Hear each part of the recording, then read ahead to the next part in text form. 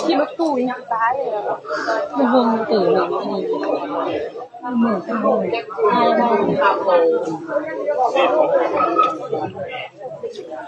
เห็นโผล่ออกมาเนี่ยสวยจังที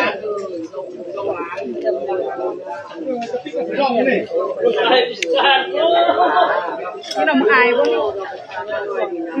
เข้ม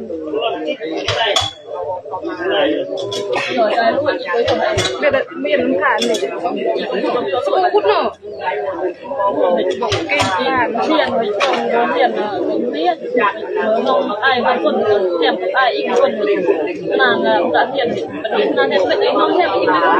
พี่น้องได้ได้พี่น้องนั่นแหละโยนละจะพูดอีกจะพูดเยอะอีกได้เลยเป่าสุขภาพคุณเราจะครบสุดเลยยัดน้อยยัดไม่เห็นทำมันมือเต็มหัวเตินยมแล้วหนูก็อมในเครื่องนี้เป็นอยากจนมือก็ยัดมือยัดมือยัดว่ามันเต็มมากเลยมันอยู่ในเครื่องน้องอะไร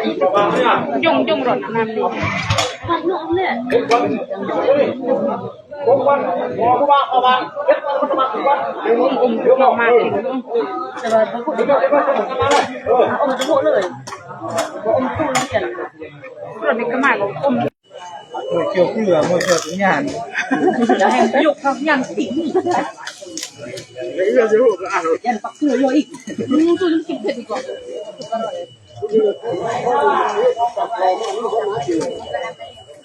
ข้าวคนไทย